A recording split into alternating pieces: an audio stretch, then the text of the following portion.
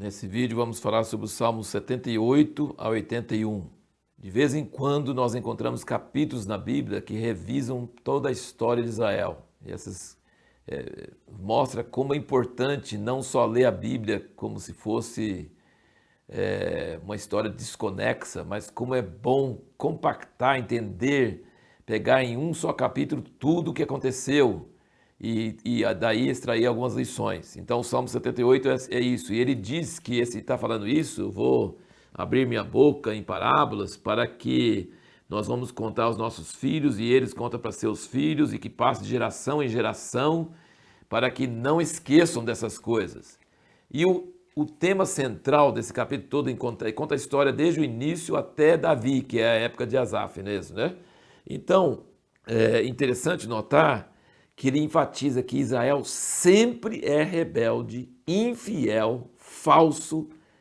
Quando Deus mal dá por fé, eles já viraram, já traíram ele.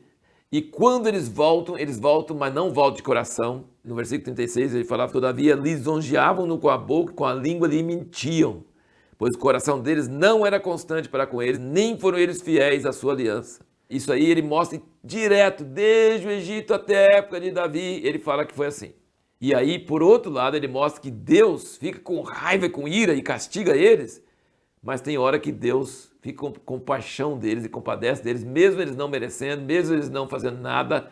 Então ele conta a história de Israel mostrando que Israel sempre foi mau, sempre foi infiel, sempre foi ímpio, sempre foi traidor, sempre foi falso, e Deus sempre foi misericordioso, apesar de às vezes ter muita raiva e castigar eles duramente, mas em outras horas ele compadece deles. Então Deus é um Deus dessa forma, que tem raiva da infidelidade, mas sempre tem o seu recede, a sua fidelidade duradoura. Só que tem um negócio, eu queria que você responda a pergunta, em que aspecto os filhos de Israel têm sido fiéis a Deus? Eles nunca deixaram de ensinar seus filhos, para seus filhos ensinar seus filhos, para esses aí, os netos, bisnetos, por milênios, eles conservaram essa história. Qual a história? Da sua infidelidade e da fidelidade de Deus. Mas foram fiéis nesse ponto. Eles não deixaram a palavra de Deus morrer, sumir, desaparecer. Eles ensinaram seus filhos ensinaram seus filhos por milênios, até hoje. Essa fidelidade, do meio de todas as outras infidelidades deles, e juízo de Deus sobre eles, mas essa fidelidade deles é o que faz eles ser um povo até hoje. Senão já tinha sumido há muito tempo, tinha deixado de ser povo. Eles são judeus, eles são israelenses hoje até hoje, sabe por quê? Porque foram fiéis em conservar a história da sua infidelidade e da fidelidade de Deus. Já pensou? Ser fiel em conservar a história da infidelidade e da fidelidade de Deus. Mas nesse aspecto eles foram fiéis. E o povo foi mantido, tem identidade até hoje, e Deus vai abençoar eles por causa dessa fidelidade. Então eles podem ter sido terríveis em todos os aspectos, mas nesse sentido eles foram fiéis. Eles conservaram a memória. E esse salmo, como o Salmo 78, tem grande parte nisso, porque eles cantam isso, eles resumem isso. Outra coisa que fala nesse salmo, ele mostra que Deus rejeitou Efraim, que é o reino do norte. No versículo 60 ele fala, desamparou o tabernáculo em Siló, a tenda sumada entre os homens, dando a sua força ao cativeiro. O que é dar a sua força ao cativeiro? A arca, que foi lá para os filisteus. E a sua glória à mão do inimigo. Entregou o seu povo à espada e colonizou-se contra a sua herança. E aí, segue aí por diante. Depois, no versículo 67 diz, além disso, rejeitou a tenda de José e não escolheu a tribo de Efraim. Antes escolheu a tribo de Judá, o monte Sião que ele amava, edificou o seu santuário e escolheu Davi. Então ele mostra aqui que Deus rejeitou Siló, que era o primeiro lugar onde ficava o tabernáculo, e escolheu Jerusalém, Sião, onde Davi realmente buscava a Deus, morava, e onde depois Salomão ia construir o templo. Salmo 79 é um salmo típico dos filhos de Asaf, que nós falamos de lembrar do passado, de chorar diante de Deus por causa do presente e pedir a Deus para ter misericórdia e intervir, e tem aquela famosa coisa que eu falei no vídeo passado, versículo 5. Até quando, Senhor, indignar-te-ás para sempre? Arderá o teu zelo como fogo? Então essa pergunta, até quando? Lembra que isso, ele envolve duas coisas. Reclamação, raiva, falando, Deus, como que pode? O Senhor fez tanta coisa no passado e agora teu nome está sendo envergonhado? Mas ao mesmo tempo envolve uma fé de que Deus realmente vai zelar para o seu nome. E crer, e esse clamor vai até apressar essa vinda do Senhor. O Salmo 80 é um salmo preciosíssimo. E é um salmo que tem, o 85 também tem um versículo que fala a mesma coisa. Aqui na minha tradução, o versículo 3 fala, reabilita-nos. Mas não é isso, é faz-nos voltar.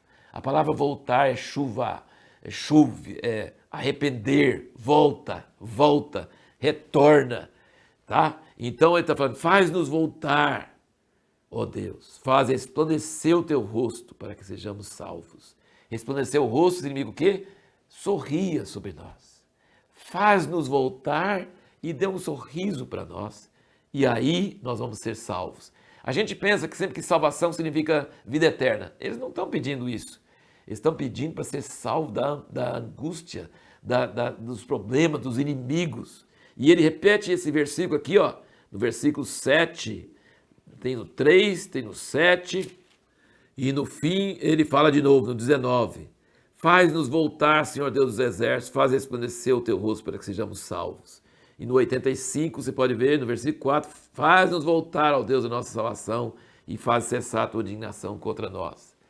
No versículo 18 do 80, ele diz, não nos afastaremos de ti, vivifica-nos e nós invocaremos o teu nome. No versículo 14, ele diz, ó Deus dos exércitos, volta-te. É a mesma palavra, chuva. Deus, volta-te, atende dos céus, tem misericórdia de nós. Salmo maravilhoso, tremendo. O Salmo 81 fala de uma coisa, sabe qual é a pior coisa que pode acontecer com a pessoa? Ou com o povo, com a nação? Sabe qual é a pior coisa?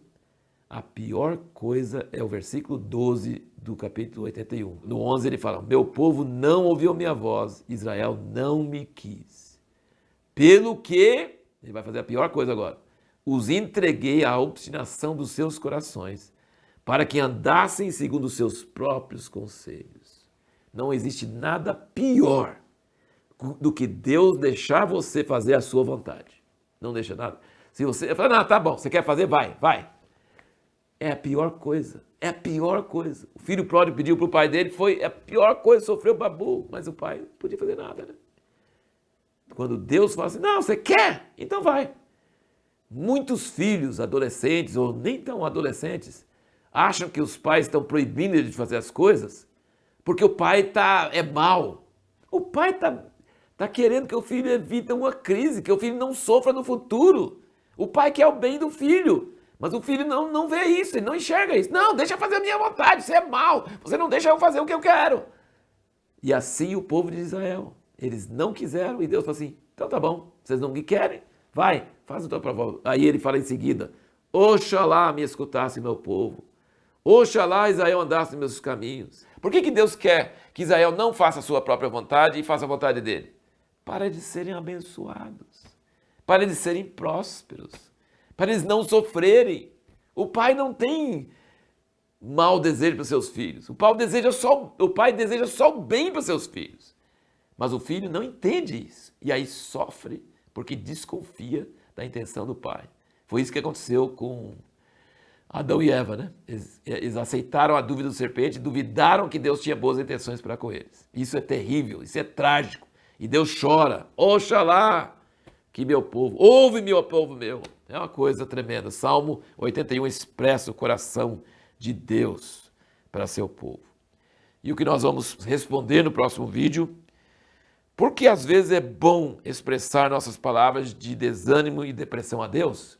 Por que é positivo você às vezes falar coisas bem negativas para Deus? Ser bem rasgar assim o coração. Por que isso é bom?